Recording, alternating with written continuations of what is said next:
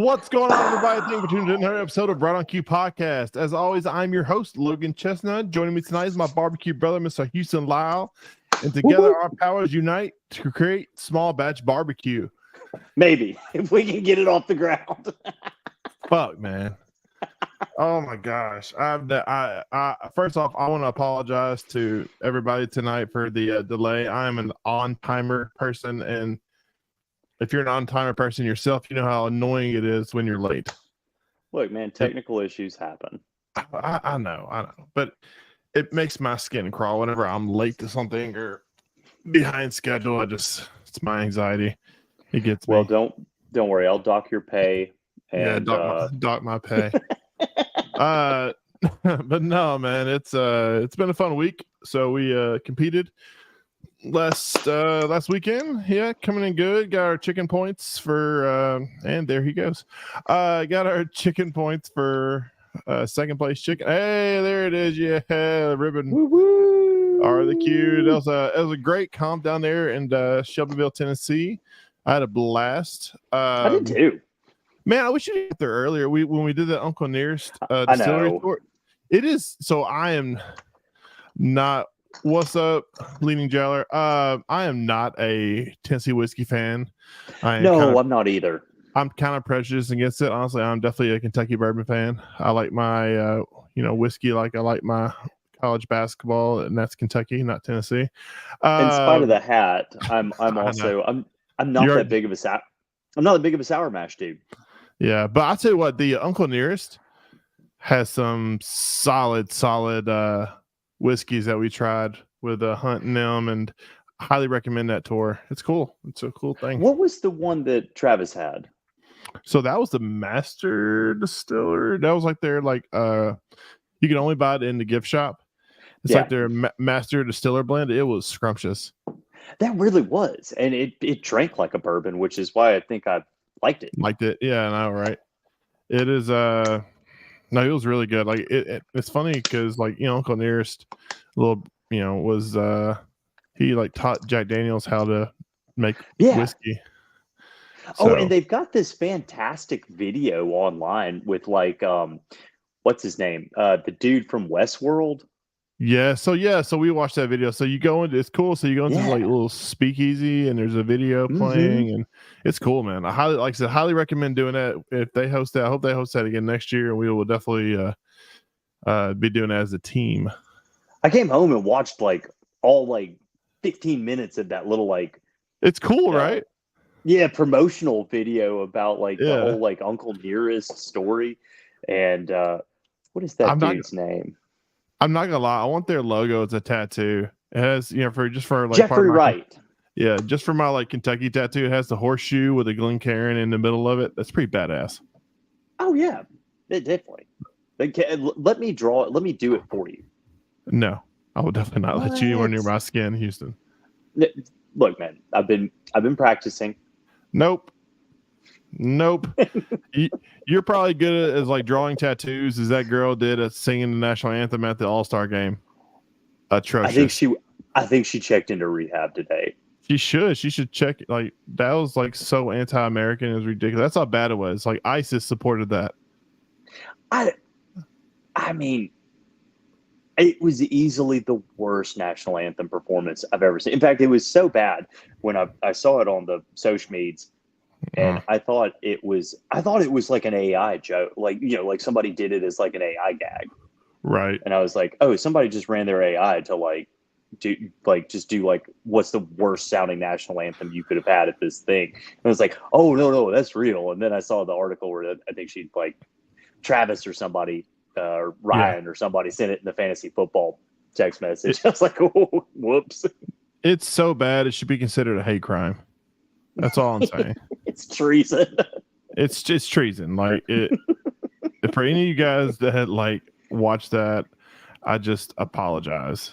I apologize on behalf of our country, and it was bad, so bad. Kind of crazy. We're already at the All-Star break. I know, baseball, dude. I'm a Cubs fan, but I'm a light Cubs fan. I watch a few of them, but not crazy. dude, there's like 160 games. Like, I cannot get invested know. until like September or October. Like, I'm a diehard NBA and Mavericks fan, but even then, I can't watch all of them. Oh, it was like 80 something games. Uh-huh. Yeah, I mean, Yeah, that's it's so that's a bad. lot of games. Yeah. Cubs suck. Look at Rick firing Yeah. shots off. Yeah. Yeah, you and your Windians. Ooh. No, Windy is my ass. That's that's the stupidest thing ever. But anywho, news, man. though, Yeah, and I other did news. find out What? that during the intro song, I have just enough time when it starts to go get a fresh beer because I drank through all mine sorting through tech issues. Fair enough. But let's get back to barbecue. This is a barbecue podcast, right? Let's get, I think so. I forget sometimes, especially on the intros, especially when you drink NyQuil. But no, our guest tonight is a dear friend of ours, man. He's a fellow competitor. He's from the great state of Kentucky. Kick-ass barbecue truck. Shout out to Bowling Green. Bowling Green. If you're ever in the BG of Western Kentucky, highly recommend checking this man out. The best sausage on the planet. The sausage king of Bowling Green. Boy, that sounded weird. That's funny enough. That's also his OnlyFans tag. But yeah, man. Without further ado, let's bring on Senor Eric Cotton of Cotton Barbecue. What's up, buddy? How's it going? I bet you hate that movie, don't you? Which one? It's a bold move, Cotton. Dodgeball. No, I like Dodgeball. It's a good show. It is a good show. It's like me. I hate Christmas time because chestnuts roasting over an open fire. I just want to burn that song to the ground. It should go the way of the B-52s, Love Shack, and Burn in Hell. Nobody gets to hate a movie more than I get to hate Apollo 13. Shut up. Your name's Houston, okay? Yeah. Just because that's where your parents conceived you, just like in Out of Your League. It is named after Sam Houston, but the thing that I find most annoying about it is the people who are like, have you ever heard that? I'm like, no, man, you're the first. Never. It's like, have you that movie came out in like 94. Like, never. But no, man, back to once again to our guest, Mr. Eric. Yes. How's it going, man? Pretty good. Yourself? Yeah, man. I like that tapping noise. That sounds good. What's up, Eric, man? So thank you for coming on the show, man. I appreciate it.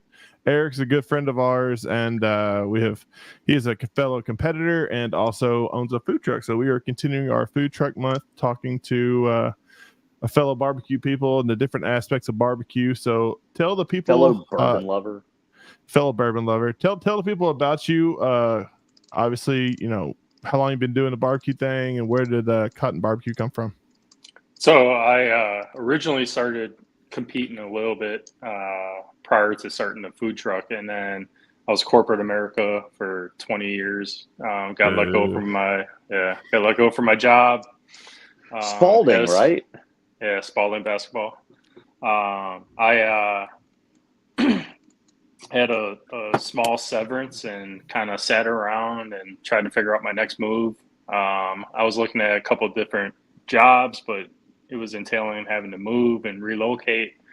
My wife didn't want to do that, so she said, why don't you always talk about doing a food truck, why don't you start one? So we kind of cashed out part of our life savings, bought a pit, a couple pop-up tents, some tables, and started a food trailer. About 4 months after doing the pop-up tent, sitting next to a 250-gallon offset pit in the middle of summer in Kentucky, we invested into a food trailer that had a little bit of AC in it. So that just helped with setup, tear down, made it a little bit easier. So we were in that trailer for about 3 years, and then we just upgraded to our new trailer last year, which is I think basically a rolling kitchen here in town. So yeah, it's been good. Still like to compete. Don't do it as much as I wish I can. I wish I was number 7 in the in the rankings, but I'm not. Yeah. So Me next too. competition will be next weekend. So excited to get back out there and do another competition and Where you get going the next ball weekend? rolling. Going to Galax, Virginia. Oh, you doing the Galax? Is it Galax or Nice. Galax? I don't know. No Is idea. that BBQ? What's because they have It's a few smoke. out there. Smoke on the mountain. Smoke on a Oh, mountain. I got you. nice. I want to make the so- trip out there.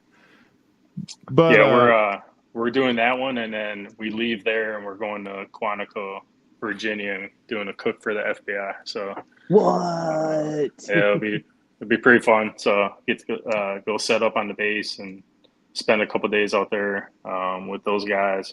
It's a lot of the SWAT team guys, some Navy SEAL guys. So we're gonna do a couple lunches for them, a nice barbecue dinner for them. If type deal. TV has taught me anything about the FBI, it's that everybody there is sexy as hell. very sexy. It's kind of like barbecue. Everybody's very Yeah. good looking Everybody's just and gorgeous. interesting. Yeah. right. If They're you're all not gorgeous, you're quirky. right. You fit into some And a- type category. and a hacker. But no, man. So man, that's cool. So you kind of linked in with because you did the FBI gig down in Alabama too, didn't you? Yeah, so I got a buddy who's with the FBI, and he's on the SWAT team down there. So we go down a couple times a year, and we just do some cooks for them while they're training. A lot of times it's in the middle of nowhere. The last time we went down there, the closest like town restaurant was 45 minutes away. So I can roll in, cook lunch, do some dinners. I get to hang out with them a little bit. Get to do some training. Yeah, so they actually like that when somebody comes in that doesn't have training. So they'll let me role play while they're doing scenarios and that type of thing, because you get the unknown of what I'm gonna do versus somebody who has a training. So, Right. Did they let you like kick doors and?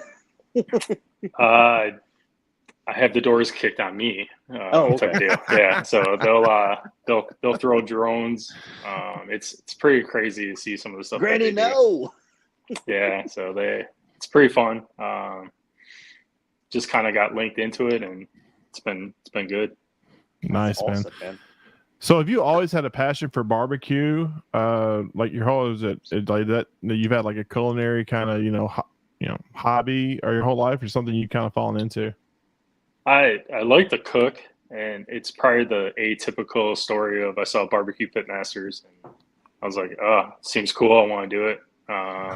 And that's about when I think my first competition was 2017. So I got you. Kind of just got my butt kicked on the circuit for a bunch of years, and As do we all. Yes. Dude, so jumping into it, let's go and get into the food truck, man. So start off, so you started doing competition kind of like a hobby, and you fall in love with the art of barbecue like we all have.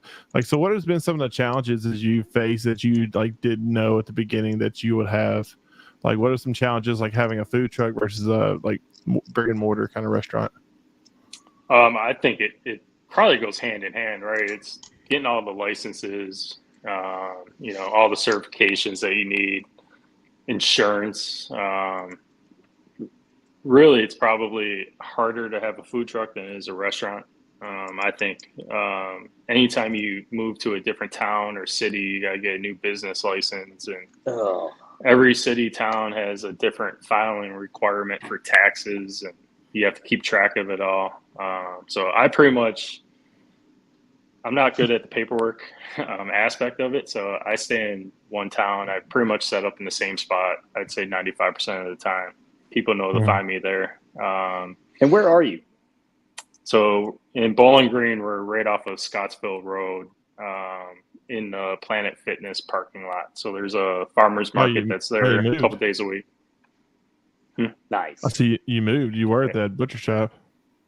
So with the old trailer, it was half the size of the new trailer. The new trailer is just too big for the butcher shop parking lot. To get in and out of there is just a nightmare. The new spot's half a mile from my house. It's back streets. I can be there in 3 minutes. It's a little bit easier for us. A lot more parking and space. Easier for people to get in, get out. Type of deal. So we loved setting up at the butcher shop, but the new spot's been really good.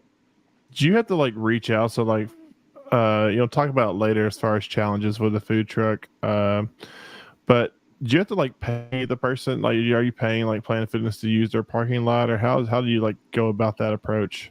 So early on, it was I think it's a bad habit to pay to set up. People will pay to set up to do events and that type of thing. I think in the last year I paid once to set up somewhere, and I didn't go back to it this year. So it didn't pan out sales wise. So we're lucky enough that I know the person that owns the parking lot. They gave me permission to set up there. So we don't really pay them anything to set up. A lot of times in town, the business wants you there. It's, maybe it's a new business that they're trying to grow and we have a bigger footprint socially, that we can come in and help them just as much as they can help us with the spot. So. Nice. I got you.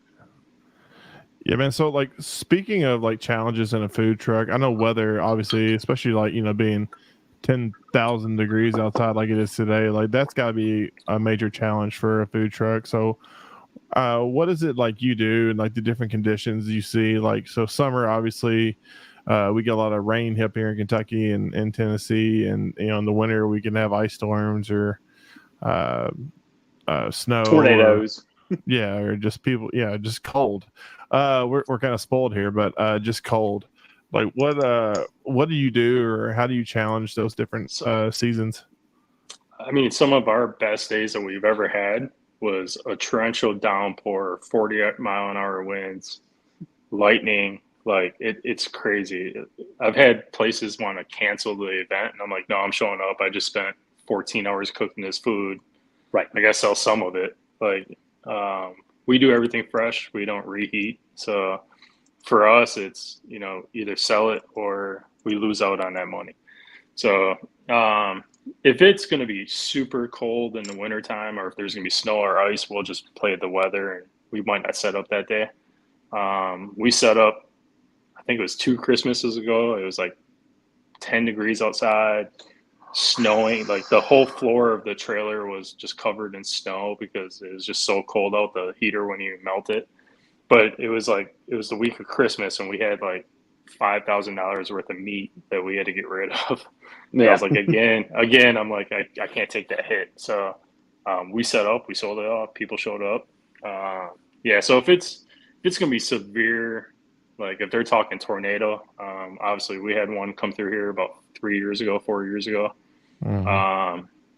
You always play that by ear. You want to be safe rather than sorry, but a lot of times we set up, rain or snow or shine. If it's going to be minus, we just won't set up that week or whatever it is. I got you. But do you think do you have like better months? Like, what is your like prime months for earning? I'm sure you have slow months and like prime honestly months. It's the springtime. Our busiest time of the year is spring, so people are coming out of winter. They're wanting to start doing summer type stuff. So the week of Memorial Day traditionally is our busiest week of the year. And then it goes into 4th of July. The hot dog holidays. Yeah. So once you come out 4th of July, it kind of slows down a little bit for us. It's incredibly hot. It's going to be nice. I say it's going to be nice this week. It's going to be like 83 tomorrow. So I'm excited about that. And rain. Be nice. Yeah. So, I mean, hopefully it rains so I can do a busier day and just get done. And, but for us, we have 2 heaters, 2 air conditioning units. It's enough to keep us comfortable on the super hot days. I mean, we're still sweating in there, but it's enough that you're just not dying and passing out. And then again, in the wintertime, the 2 heaters kind of help us on the inside, keep everything warm. And we don't have to winterize as much up here. If I do, I have a release valve. I can dump all the water, but for the most part, we run a heater or we run the AC, and it keeps the trailer nice. Do you have a new rig since the one I hung out in at Smoke on the Shore? Mm-mm. Yeah, No, he brought that's the it. he brought the big boy down there. Okay, that just making sure, man. That's a fantastic rig. Yeah. It's funny because when you show up, everybody's like, ooh, ah. And I'm like, it's a food truck. It's not set up for competition. I don't have a sleeping quarter in it. I don't have the shower. Literally, my pit is probably the worst pit you can have for a competition. I burned through so much wood Yeah. running that pit at 300 degrees versus Right.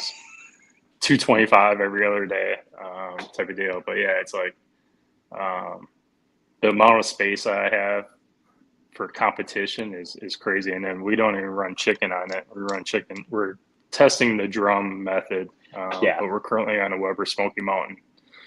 We'll probably upgrade to a 180 drum chicken. shortly. 180 chicken, baby. Mr. 180. Can't even claim it. I know. Wasn't even mine. Oh, I want to talk about that later because that was the greatest ever. That whole situation was awesome. We were actually talking about it yesterday, and he's like, "I gotta get out, do another one." You got him hooked. Yeah, it's a deal. So hook, line, and sinker, man. Just tell It him was goodbye fun. to all your savings. yeah, he's good. He's retired, so he can afford it. Fair enough, man. So being in Western Kentucky, Kentucky, it's kind of like it's almost a dead zone for barbecue. I feel like, so we're not known for anything, but we're surrounded by all the great regions of barbecue. When you think of like Tennessee and the Carolinas and Missouri and stuff like that. What is like is the most popular dish on like your truck?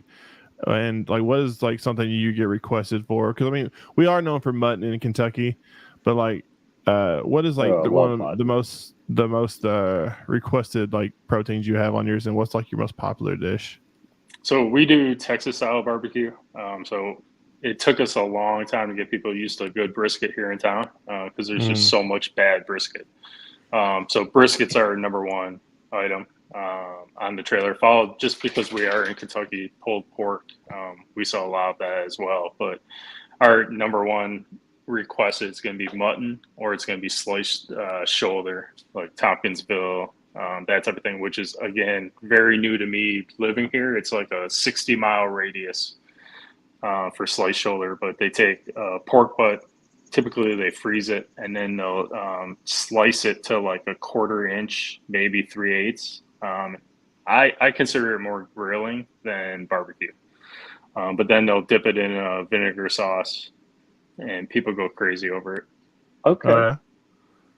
Do you ever get creative on the truck, like doing kind of one-off stuff, like chef selection of the day or specials of the day? I know. I know we talked about Sausage King. You do make your own sausage. Is that where you kind of like show your chefy skills? Yeah, it's hit or miss. So we'll alternate through like pork belly burn ends, and we'll do different glazes, sauces, variations of that. Sometimes we'll run like a smoked Italian beef sandwich. The Bear is pretty popular, so we're trying to back off of that. And then, sometimes you try to get creative and do a collab with somebody. We did go to Austin, Texas, and took a sausage making class with Bill Dumas, the sausage sensei. Nice. Yeah, he's a great guy. Out of your sensei. He's become a good friend. So sausage is really, it's cool. Like we did like a Nashville hot chicken sausage. We've done a pastrami sausage. But at the end of the day, people just want the cheddar jalapeno. Like, dude, we'll do these slaps. We'll do these. Yeah, we'll do these other sausages, and then everybody's like, "You got cheddar jalapeno? You got cheddar jalapeno?" So then we just go back and make those. But I got you, hey, man. These burgers on online, are you doing those? Are you grinding those yourself out of brisket, or?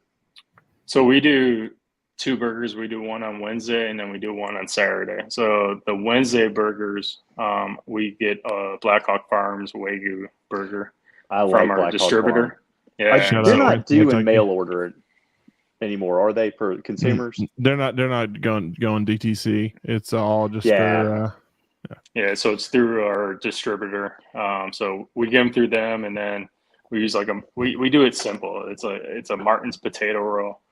You can have the burger, you can have pickles. If you want cheese on it, you can have cheese, and that's it. Like people come up and they'll get mad because we don't have lettuce, tomato, onion, and some fancy sauce, and we sell out usually every Wednesday. Saturdays we just don't do enough volume to take our grind weekly and make sausages out of it. So we take that grind and then we grind it up fresh Saturday morning, and we do smoked brisket burgers on Saturday morning or Saturday. Oh. And that's however much grind we have that week, that's how many we got. Yeah. That's the burger stock for the Saturday. Yep. So that's got to they look phenomenal. Yeah, I mean his food truck is awesome. Except whenever I can get to it, every time I'm in Bowling Green, it's always closed or he's gone. But Closed on Monday. I'm like bad Monday, luck. and I'm sleeping. Yeah, it's my one day to sleep. Fair enough, man. No, I've got an idea. I'm gonna make you try to go on one of those mammoth cave trips where you have to squeeze through a bunch of shit and just watch you try to get. I've done it, man. It's not fun. Or take them to the. It's not so much like the tall. Yeah, the Diamond Caverns. Oh yeah, it's even smaller than Mammoth, so it's like there's some very very tight spots in there. Like I struggle to get through. And, well, you're a huge guy. I'm talking about even I struggle. I mean, you're what 6'4"? Yeah, I mean I'm still 6'4", I was gonna say you're not 270, exactly but small. 260. Yeah. But, yeah. I mean no, but so we went like Chattanooga or whatever to the Ruby Falls, and like there was some tight. It's not so much like the tightness and like that, and I also been in Mammoth Cave, of course, but it's the damn height. Like those caves, like to go from like ginormous caverns to like hobbit holes, and I'm like, I'm like screw them. I'm like, screw this. But no, man. What was I talking about for Houston rudely interrupted me? What were we talking about? My bad. Yeah, it is your bad. It's always your bad. No.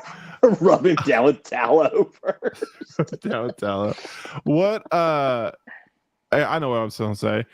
You're making me lose my train of thought. Being a food truck entrepreneur, sole proprietor or whatnot, you got to always conserve. You got to use every little bit you have. Anything you have to throw away, that's just money you're throwing away. So, like, is that? Did you find creative ways with sausage? Like we've had this conversation, like with sausage and with burgers and stuff like that, to like kind of save as much loss as you can from your trimmings. Yeah, you try to. At the end of the day, like our biggest waste is probably fat off a brisket.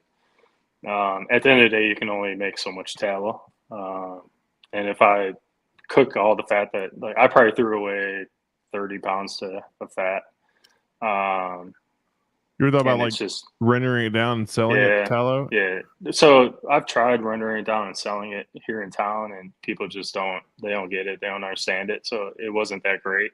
We still render it every couple weeks, and we'll just keep a supply on hand, and we use it in our wrap on the brisket. It just keeps moisture in there. It helps break down the bark a little bit, so it's not as crunchy. I got you. So let's talk about. So you're like we mentioned earlier, you're a competitor. There you go. You're a competitor and also a food, barbecue owner, restaurant owner. Do you have a hard time sometimes, like going between the two, because the two are completely opposite processes? It's so night and day different.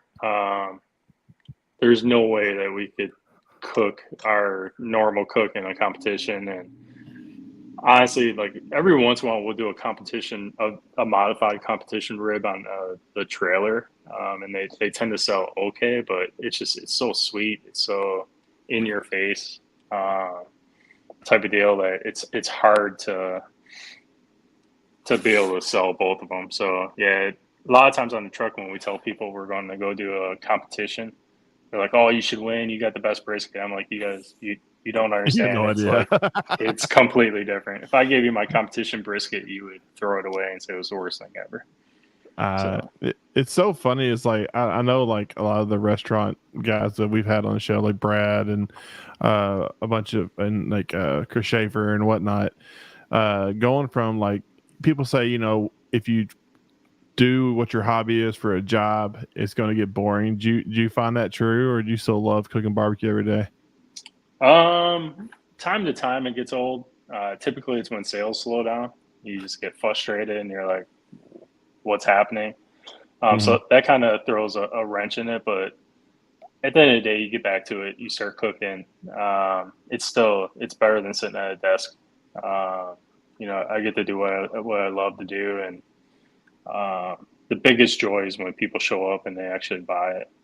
Sure. Like last summer was super slow, so we kind of went into a slump where it was like we just didn't want to be out there.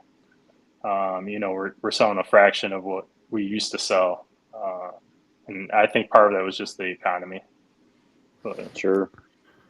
I got you, man. No, I'm sure like the economy plays into, sales but I mean, with food though, I feel like good food and like booze, it's almost recession proof. Like people are, we're just lazy individuals, so we don't want to cook at home ourselves all the time. So we want somebody to go out there, and barbecue is such a comfort food for so many people.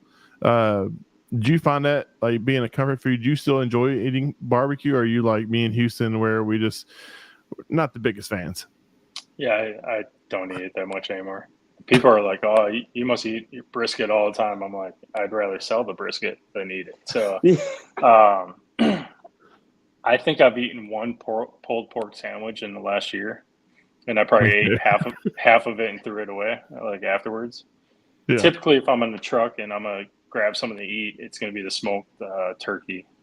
Yeah. That's usually what I go towards, or if I have the house-made sausages, I might have one of those on the trailer or something like that. But I always love So your good. house-made sausages. God, it's so good. typically, if I'm eating barbecue, I'm gonna travel to eat barbecue, and I'm gonna go somewhere and knock off a bucket list place and Sure. try it. Sure. So talk about the day in the life of a food truck owner. Like break down your daily schedule, starting from like waking up in the morning and prepping to finishing up. Walk us through. So, I mean, we really are, our only day off in the week is Sunday. So we start Monday, but even on Sunday, I'm still placing orders for deliveries on Monday, type of deal. So we start taking deliveries on Monday.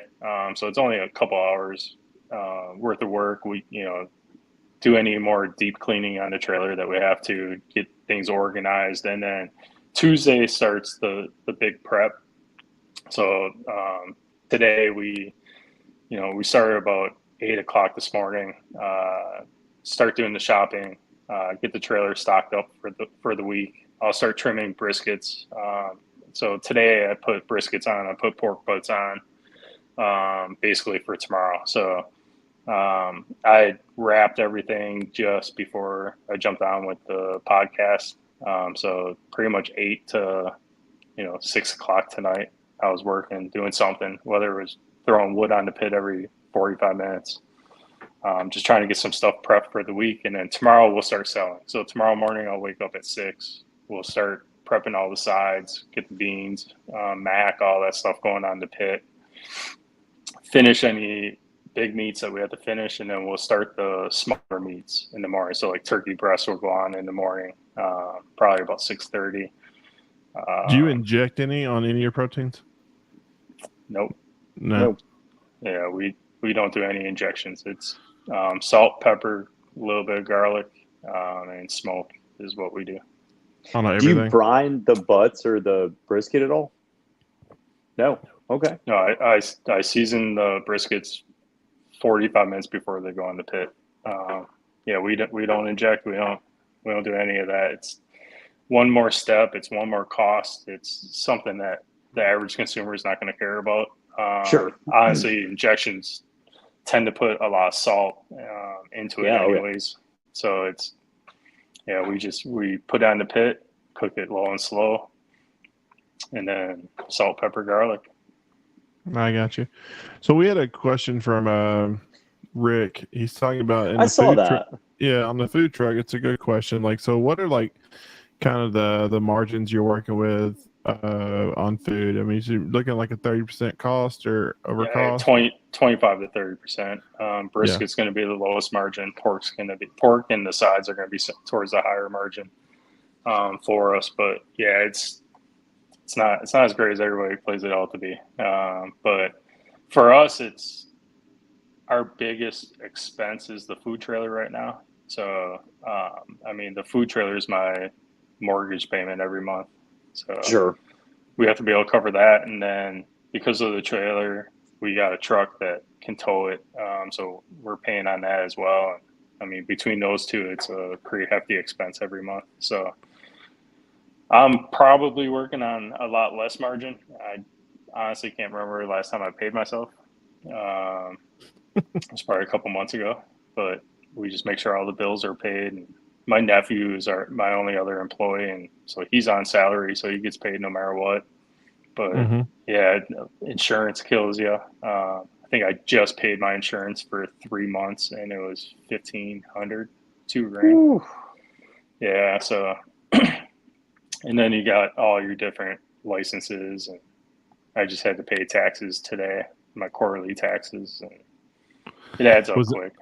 Was that something that it took you a while to kind of, as a business owner, you kind of like, there's a lot of expenses that, you don't realize going into it, as far as like taxes, quarterly taxes and insurance costs and overhead and whatnot. Like, how long before you did the whole food truck thing, did you kind of like, learn by fire, or did you kind of do some research and kind of 100% learn by fire? Just feet first. Everybody wants to do it. My niece just started a food trailer in Wisconsin, and she came down for like a week and worked on our trailer, and she asked a ton of questions. I didn't have that resource. So I feel like she had an advantage more than I did, but yeah, it's you learn quick, especially when food truck boot camp. Yeah, especially when the state starts calling and says, "Where's our sales tax?" Yes, I'll get right on that. I got you, man. So we talked about with some of our previous guests, like in today's game. I mean, I don't care what it is, if it's freaking your food truck, or if it's companies like ours, like Durable Medical, if it's anything that you're selling to the public. Social media and like marketing is such a ginormous elephant that you have to kind of conquer. What do you recommend, or what have you done to kind of like put yourself out there, or what would you like to do better, like if you could improve on what you do currently? I feel like my social media could be a little bit better. As far as food trucks go in town, we have probably one of the better or higher followings than most. But it's a lot of like, I watched the podcast last week. You always forget to take the picture of the special or whatever it is, and you're rushing to get the trailer open. So it's like, just open and roll with it. So better at pictures. I think posting, frequently, but not too much where people get sick of it, is good. And then for us, some of the big breakthroughs were like COVID. We were 6 months into this and COVID happened. And so like we partnered up with the local elementary schools, and we started giving away free meals, and our social media grew through doing that. And then tragically, a year later, we had a tornado come through town. Yes. We did a crazy amount of free meals during the tornado, and lots of publicity through that, and that helped grow it. And then again, another tragedy struck. It was almost a year ago, a little over a year ago, this month.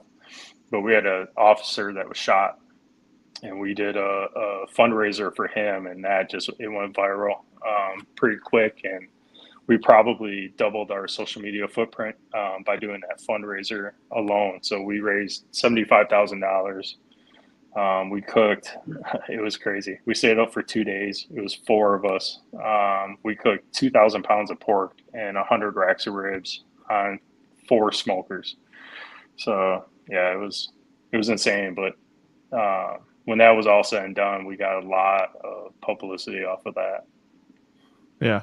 I mean, would you agree that, social media presence is a huge you know, it's a huge thing that you have to have as a business owner nowadays. Yeah, I mean, the younger generation's all over it, so you got to be doing some type of post. For food trucks, it's the one way to get your schedule out there. Uh-huh. If you're kind of like us, where we set up in one spot, like Google, having a Google page is pretty big. You get I get the monthly analytics off of that, and it shows you how many people clicked on the address, how many people called you from the site. So just having that out there. Reviews are a big part of it. People are so quick to give you a bad review, Sure. and very, very slow to give you a positive review. Right. Houston, how many how's your reviews looking on your law firm? Y'all have a reviews thing on your Yelp? No, nor do we advertise. I want to see that'd be something to be funny though. We have a law firm with a Yelp reviews. I sit there and just read them. Some people do, but we're such a niche thing that we do. There's no point in it.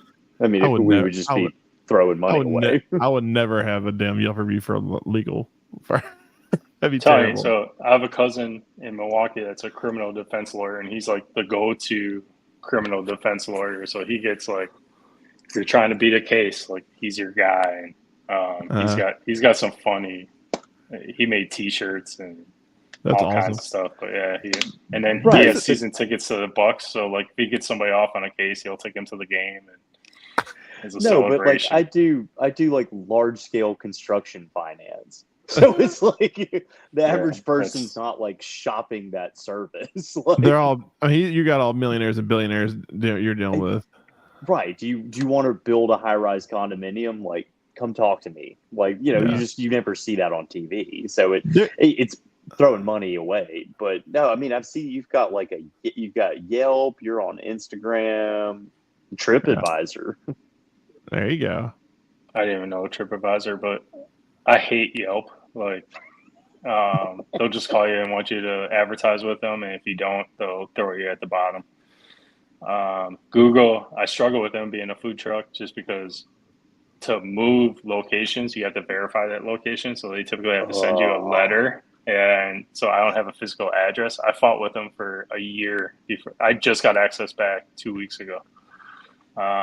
They deactivated my Google, and I just wrote them a nasty reply back. I'm like, all right, I've spent a year fighting with you guys, and now you deactivate my whole this is the livelihood of my business.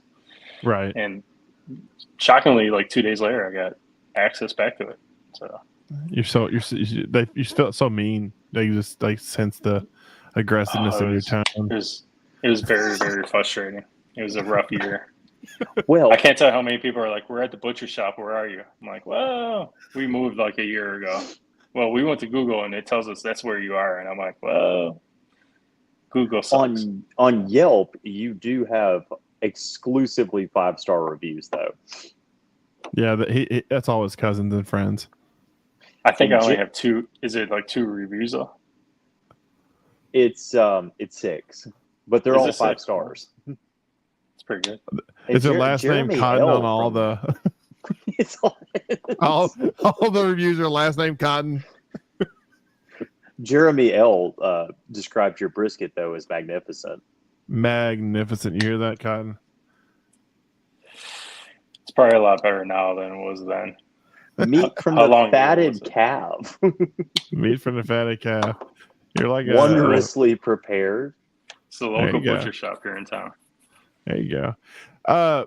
Man, so let's talk about what you cook on. I see you got the M&M barbecue hat, and I'm a huge fan of theirs. But what kind of pit are you rocking on the back of your trailer? It's a Beck built smoker. So I have a SDG trailer, Southern Dimensions, and this guy's literally set up right across the street from them. So if you're not getting an Old Hickory or some other special one, those are the pits that they sell with the trailer. I was between an Old Hickory and then this Beck built because the Beck built was 100% wood, no gas assist or anything like that. I ended up going that route. versus the old Hickory. Yeah, does M&M, do they have like a back of the trailer? I know that. I mean, I love their grills. I love their rotisseries and everything like that. So do they have an option to put on the back of a trailer? So the beautiful thing about SDG trailers is if you tell them you want an M&M pit, they'll figure out how to put it back there. That would weigh a ton. Yeah, they don't per se like advertise it for back there, but no, I love M&M. I actually got this hat. I was at the Texas Monthly Top 50 Monthly Fest in Lockhart, and I got to meet Michael Miller, and I got to talk to him and check out the pits. It's such a great product. One day I hope to have one. But I know, dude. I see Mo and Bob. They always talk about theirs at deer camp, and I'm like, me motherfucker. I'm like, the El Rey thing is so cool. Oh my god! Mo's pit is probably the cost of my trailer. Yes. Yeah, I think those things are like what, $60,000. His is probably in that 60 to 70. It's custom. The ones that aren't as custom are, I think, about 40, 45, depending on size. Yeah, no, they're amazing. Like ever since Bob and Mo talked about them, I've dug in. I'm like, especially their Santa Maria. Their Santa Maria. Yeah. If I want to buy one, that'd be the one I want. Yeah, I feel like if I went restaurant, I most likely would buy an M&M rotisserie or one of their pits to do it. And then to your point, I love the Santa Maria. Trying to talk the wife into letting me put one in the backyard, but dude, me too. I've been trying to do it for years, but she's like, they're so ugly with the big wheel. I'm like, no, honey, you don't understand. These are mine's awesome. More like it costs too much. Well, yeah, theirs is like $20,000. It's not cheap.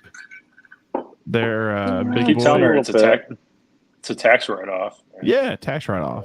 Yeah, you got to have the profit to write it off. I mean, you got the tax write-off. That's part of my problem right now.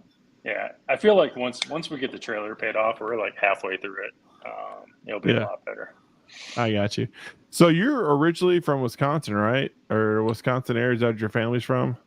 Yeah, just outside Milwaukee. So from Waukesha, Wisconsin. Waukesha. Is that close to Oconomowoc? Yeah, so Oconomowoc is probably 10 miles, 15 miles from Waukesha. You did all right with that. What's that? It's very hard to say Oconomowoc. Yeah. No, you got closer than I always get. Well, the only reason because I've been there so many times. It's like, I'll learn the lingo now. But no, it's beautiful up there. Did you ever think about blending? We talked last week with Blinky about his blending his South Florida roots, kind of, and infusing that into his menu. Did you ever think of doing some cheese curds or doing some beer I was going to say doing some fried cheese curds. Yeah, fried cheese curd sandwich on top of a pulled pork or something like that, or anything like that. So I purposely did not put a fryer in my trailer because I don't want to deal with it. So as of right now, there's no fried foods coming off of the trailer. They tried to get me to put one in there, and they had the whole spiel on how much money you can make having one, and I'm like, just hot grease while you're moving, and I just don't want to deal with it. I also don't want to clean it. It's one more thing I got to clean. It's already bad enough I got to clean the pit once a week, and the amount of grease that comes out of there that I got to get rid of. It's just fantastic. Yeah, sounds delicious. What do you cook though for yourself? What's something you like to cook? If it's just you. For you and your wife, or typically steak. We're gonna go steak route, some potatoes, something like that. Steak and potatoes. That sounds like an AJ special. I try to cook that man something fancy, a little chimichurri, a little balsamic honey glazed carrots, and he goes, "No, I want meat and potatoes. That's all." Dude, he was chirping about your chimichurri and carrots this past weekend. Dude, that's because his wife liked it so much. He goes, "I don't like that shit." But I want to do a beef rib with a chimichurri on the trailer. I'll tell you what. Don't cook it in Murfreesboro because they hate that stuff. Because that's exactly what I did at the comp for a chef's choice, and they just. Oh, dude! I stayed up all night making those twice baked potatoes, and they just doo-dooed on them. Did you Another good question from Rick. He said, did you rotate your sides or did you have a constant lineup? So my favorite thing on food trucks, especially like barbecue. I mean, everybody has the standard, barbecue proteins, but side gains where it's at. Like, do you ever get creative or kind of change it up, or do you pretty much run the same stuff every time? So I would say 99% of the time we're running the same 4 sides. And that's just because when we change it up, people get pissed that we don't have that one side on it. Like if we take mac off, and switch it with cream corn, people get mad because we don't have mac and we've had it for so long. I've toyed with the idea of taking barbecue baked beans off and switching it with like a smoked green bean. But again, it's like the barbecue beans is like our number one side. So we try to mix stuff up a little bit in the summertime. We'll do like a tomato cucumber salad. We set up like a Ringgold. Yeah, where we set up, there's a locals farmers market. So we'll go over there and just get like a bunch of tomatoes, cucumbers, onions, and then do a tomato cucumber salad for the day. Or we'll do like a watermelon salad type of deal. But we're just adding a side. We're not changing out a side at that point. Sure. No, man. So let's kind of talk about your inspiration. Like, who in barbecue is on your like meat Rushmore? Like when it comes to either like business side or competition side or both. So I thought about this, right? Because it's the big question of the day. Can I have 2? You can have 4. You can have 4, man. Mount Rushmore's got 4 heads on it. Yeah, 2 sections, one for business. Can I have 2 Mount Rushmores? So like you're our guest. We can do a North and South Dakota Mount Rushmore. Let's go. I mean, if I have to pick North Dakota, if I have to pick 4, it's gonna be my number 1 is gonna be John Brotherton of Brotherton's Barbecue. He passed away last year, but when we first started going down doing the sausage classes, it was at his place. Like they took us in. They're just some of the coolest people ever. Like. He took us to Snow's Barbecue, and I mean, it was like you got the VIP, yeah. Yeah, so we left his joint at 1 a.m. He had a collab with some guys from Mexico, which was one of the best meals I've had in Texas. It was crazy, and then we stayed at his joint until 1 a.m, just in the back, hanging out, drinking, Then afterwards, like we were planning to go to Snow's. We were gonna leave Brotherton's and go to Snow's and get in line. And I was like, "What are y'all doing tomorrow?" He's like, "Oh, we're going to Snow's." I'm like, "Oh, can we take along?" He's like, "Yeah." I'm like, "What time are you getting there?" He's like, "About 8." I'm like, "Perfect. Okay. I can go sleep for a couple hours and then we can head to Snow's." So one of the coolest experiences. He was really good friends with everybody at Snow's.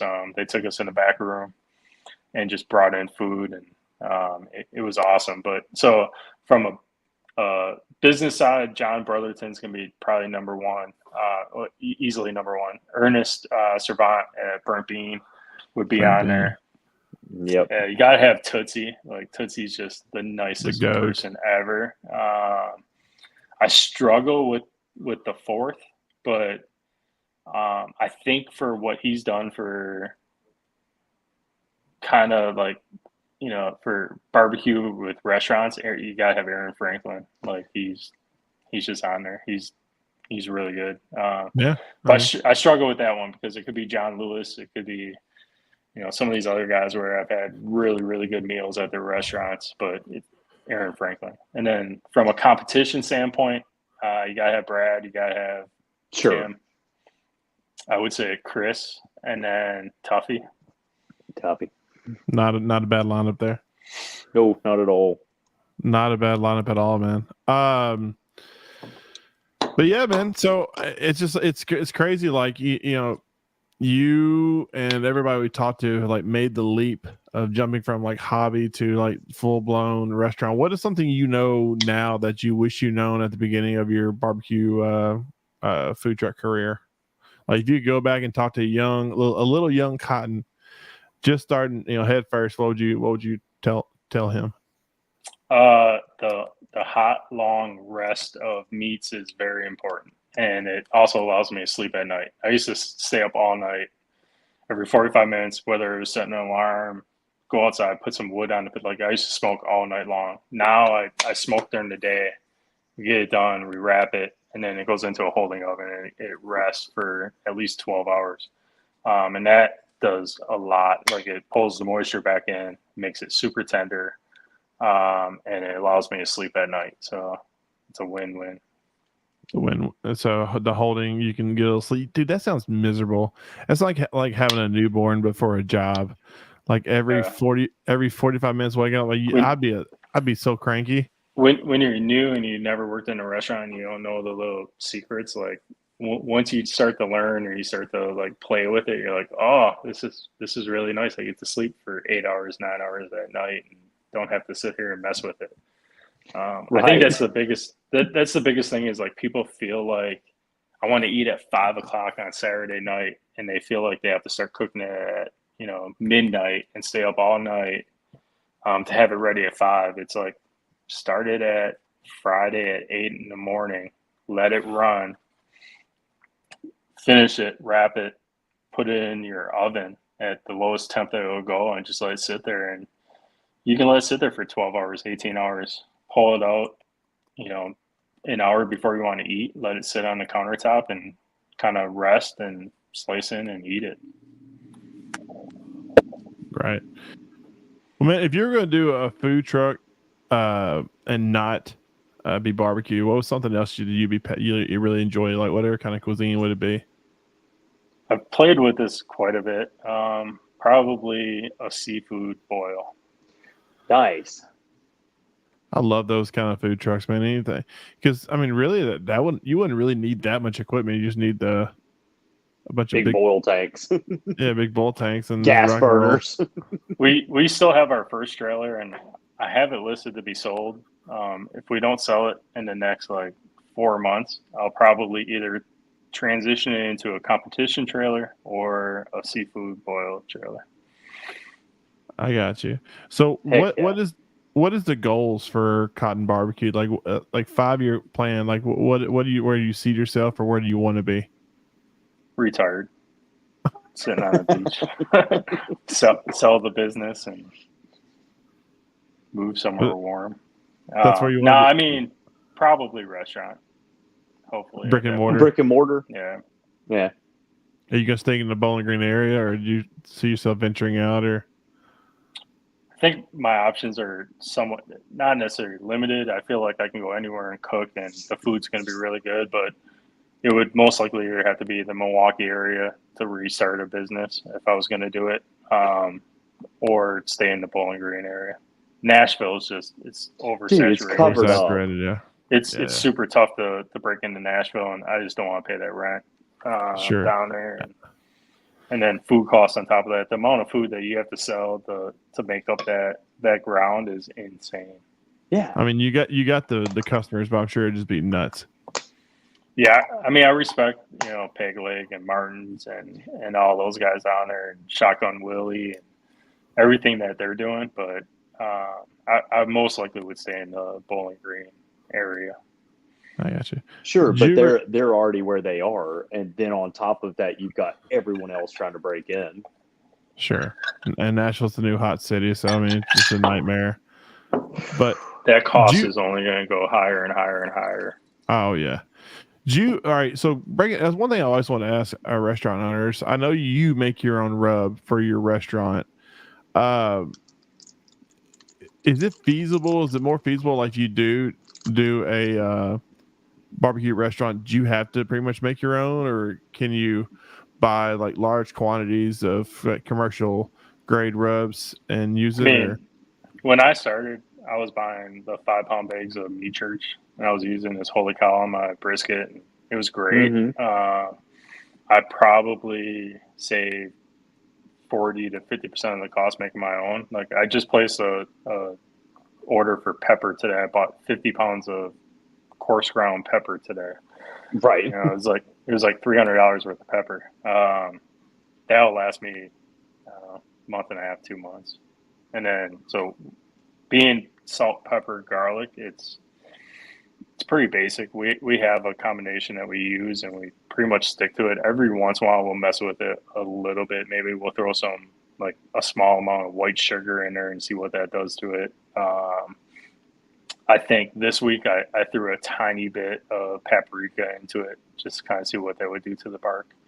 So we're always messing with it a little bit, but for the most part, the base is what we use. And for us, we just make it. If we did anything, it would be the proportions, and then we would just use a co-packer to do it in a large volume if we had to. Sure. Right, but you're not buying like buckets of like cow cover.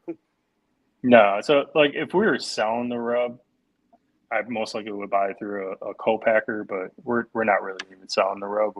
We use it on the trailer, but we pretty much use it on almost everything. I mean, our burgers, our brisket, the pork, the turkey. The only time I'll deviate a little bit is with the pork belly. I might buy some Blues Hog or Heath Riles or something like that. And some little sweet. We're not using a ton of it, so if I go buy a couple bottles, it's fine.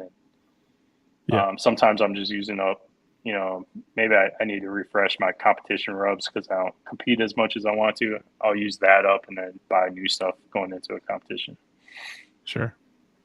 Nice.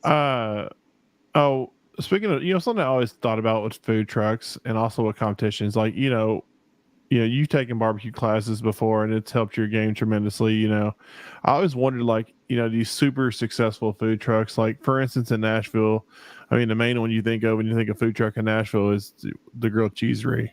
I mean, that's what I always think of. Like, someone like that, because I'm sure like they have the business plan that they can pretty much plug and play into any cuisine, like kind of have like a food truck boot camp, and kind of teaching, kind of like they used to do up at 17th Street. The barbecue or the restaurant boot camp. Would that be something like, as a restaurant owner, you'd be interested in, like kind of learning, the tricks and the trades and stuff, or like, especially like someone getting started? I think that'd be really beneficial. You've been in the game a little while, but I mean, my problem is I'm so focused on my business that trying to grow and make it succeed that I'm not really at a point where doing a YouTube channel to show people how to run a food truck is kind of not where I'm at. But at the end of the day, we have people stop up. Hey, I'm going to start a food truck, and they'll ask questions, and we try to help them as much as we can. But as far as doing a boot camp, there's not really a lot of interest there. Yeah, but like say someone like the Grilled Cheesery put on like a barbecue boot camp, or not a barbecue boot camp, but like a food truck boot camp. It's a food truck boot camp. Yeah. Would that be something that would be appealing to, like, you feel like younger, like people trying to make the jump, or do you think it's people are kind of like to figure their own way out through their thing? I think most people just try to figure out their own way. To your point, I think it would be more driven towards learning how to cook a certain food. Like, I think people would do that, or I'm not sure. I mean, I don't know. Like, for me, I wouldn't do it, but some people might. So, yeah. I don't know. I love classes. Like, anytime I get like a new class, something, I'm always so giddy. I'm like, I'm gonna try this stuff out. Like, I mean, Barbecue League changed a lot, right? So you start doing that. It's kind of like the beginner's 101. Sure. I honestly didn't start hearing my name called until I started doing some of that stuff. And then to your point, you start, it's like, all right, so who's doing this? Who's doing that? Whose class do you want to sign up for? And we took an online class last year, and we've been running that program pretty much all this year to the T. Like, we completely changed everything. Went out and bought, some new cooker type of deal to run the program, and we've had some pretty good success so far with that program. Right. Yeah. I mean, definitely it cuts the learning curve down tremendously. Yeah. We had that 180 at the backyard competition after we went from, there was 29 teams when we were 23rd the first day, and then the second day we get a 180. We took second place. We took a 180, and then we GC with the same exact program. The only thing we did is we lightened up. We felt we went too heavy on some rubs, and we lightened up a little bit on the second day, but we ran the same exact thing. We went from a 19th place and a 23rd place to we tied a 3-way 180 on chicken and got a second place coin toss, and then we got fourth place rib on that one. So yeah, it's like we had a piddly ass 178.6. I mean, just weak sauce on our chicken that day. We with a fourth. That guy's a fourth. I felt your chicken was a lot better than my chicken that day. Well, I feel Mike's my chicken that was day. really close. Well, and you forgot to mention one thing that also you changed the second day. You weren't cooking all of it. Your friend cooked some of it. That was I think that played a big part in it right there, man. He said, "Watch out." He was supposed to cook the first day, and he was running late, and so I was just supposed to coach him. So technically, I cooked the first day, and then he cooked the second day, 98% of it, and then he gets the GC. And so yeah. I was trying to explain to him like how insane that is. Like I know like AJ is an amazing cook, and he's won KCBS Rib Team of the Year, and that contest was also his first GC, or I mean his first 180 ever. So it's the equivalent of like playing your first round of golf and getting a hole in one and beating the course record. Yeah, so like, and we just barely beat AJ because he got fifth, we got fourth. And then we got lucky that the guy that got the third place chicken wasn't in the top three for us to GC it. But it was a crazy turn of events for the competition. I didn't think we would even be top 10, to be honest with you. And all of a sudden you start, you get a 180. I'm like, that's crazy. I have on the pro side, I have 700. That's it. No, it's so hard. Or anything. Yeah, it's so hard. But say on us, like our chicken game's pretty dialed in, but we've had 5 or 6 178.6s. And it's always that one asshole judge that has like a little. You always get one. You always get one. I'm like, do you understand how much money you cost me? The dick table. You cost me just enough money to cover my cost for the weekend. Right. Right. So, but no, that shit was good. Oh, it's good. It was good. But that sound lets us know that it is time for the Brothers Q Barbecue Lightning Round, brought to you by Brothers Q Barbecue Supply for all your barbecue supply needs. Mr. Cotton, you have seen the show. You know what it's about. So without further ado, you ready to roll? Let's do it. Hey, man, great job on the ad read, too. Yeah, I'll do what I do. We love Gareth. That was his competition that we yeah, man. Gareth holds it was a great show. He holds a special place in our hearts. But no, man, what's your favorite thing to cook at home? Steak. I already said that. All right, beach. I already know this one too. Beach or mountain vacation? Beach. Beach. I just got back from the beach last week. Yeah. So, it's beach. Number one answer. No. All right. One thing you always have in your cook trailer and you can't say your Thermapen. I mean, knives, cutting board, like bourbon. Yeah, bourbon. Typically bourbon. Yeah. Fair enough, then. All right. If you could have a walk-up song at awards, what's it going to be? Miley Cyrus Wrecking Ball. Oh, that's a good one. It did me good at Smoke on the Shores, so I'm staying with it from here on out. I get so frustrated every year with Smoke on the Shores because I turn in like 3 songs and they're like, it's taken. It's taken. I'm like, I turned in my songs 20 seconds after you sent out the email. How's it taken? And so this year, I was in the car driving and it was on the radio and it was like a joke. I'm like, Miley Cyrus Wrecking Ball. And I was talking with you. We were at Smoke on the Shores Friday night, and all of a sudden I heard Miley Cyrus Wrecking Ball, and I'm like, that was awesome. This might be me. And it was me. That was awesome, man. That was a fun comp. So from here on out, it's going to be that. All right, last question, man. If you're not eating barbecue at Cotton Barbecue, where are you going to eat? Where in Kentucky would you want to go eat barbecue at? Like, what's your go-to restaurant in the state of Kentucky?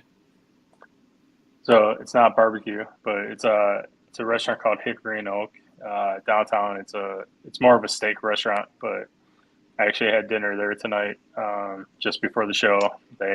Tiki Tuesday has some really good specials, so went down there and grabbed it. But Hickory and Oak is is probably my go-to in town. Fair. I still need to check that place. I haven't checked that one out, but there's so many good restaurants in Bowling Green. We did a collab Oh, and it looks there nice too. we did a collab there a couple months ago, and it was pretty crazy, like the amount that we did and how we did it. But it was a fun time. So it's the restaurant itself, the design of it is very, very well thought out, and it's like the bar is light. And then it transitions into the dining room, which is like bourbon inspired, and it kind of gets a little bit darker. Like it's been an HD TV type of deal from a design side of it. Nice, man. We'll have to go check it out, man. But all right, man. Well, that's it. That's all I have for you tonight. This is the time of show where you can give your plugs, let people know where they can find you and where they can follow you at, man. So Cotton_BBQ is Facebook and Instagram. And then typically if you're in the Bowling Green or Kentucky area, it's Wednesday, Friday, Saturday, 1751 Scottsville Road, Planet Fitness parking lot. Typically 11 to 3 unless we sell out. Fair enough, man. Well, dude, thank you so much for coming on the show today. It always a pleasure to have you on, and we look forward to seeing you on the road, and hopefully y'all can the Blue Falcon will team up and fly again here soon.